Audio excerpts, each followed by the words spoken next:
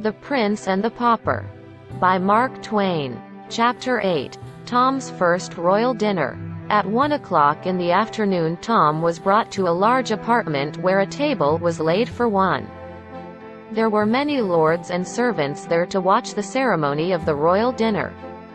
Tom was terribly hungry. He did not pay attention to all those people. He did not know that he had 384 servants more.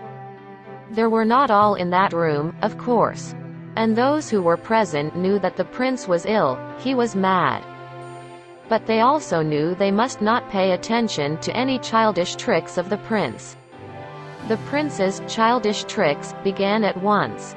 First of all, he began to eat with his fingers. He did not even see that here were forks and knives on the table. Nobody smiled, everybody was sorry for him. Then another trick took place.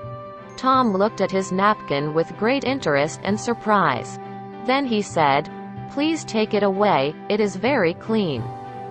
I am afraid I shall make it dirty with my fingers."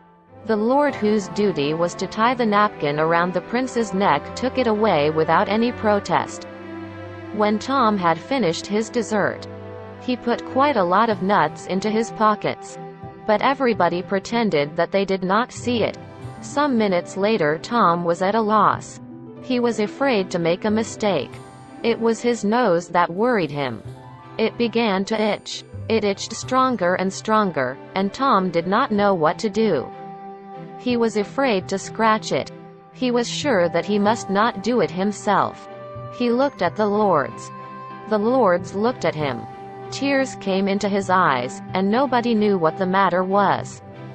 At last Tom said, "I beg your pardon, my lords, my nose itches terribly. What instructions does the etiquette give us? Please hurry with your answer because I can't stand it any longer." Alas, there was no royal nose scratcher in the English history. So nobody could help him. At last Tom decided to break the etiquette and scratched his nose himself. The last mad trick took place after his dinner.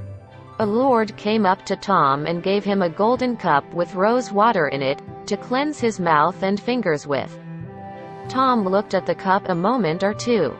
Then raised it to his mouth and drank some rose water. He gave it back to the waiting lord and said, "No, my lord, I am sorry to say, I don't like it. I don't like it at all." This new, mad trick of the poor prince made all the hearts more sorry for him. When his dinner was over Tom got up and left the table. He asked the lords to take him to his cabinet. There he was left alone at last. Tom remembered about the nuts in his pockets. He began cracking them, which made him almost happy for the first time since he became a prince. When he finished with the nuts he came up to a big bookcase full of books. Among them he found one about the etiquette of the English court. That was a pleasant surprise. He lay down upon a big sofa which stood opposite the bookcase and began to study the etiquette of the English court. Let us leave him there for some time.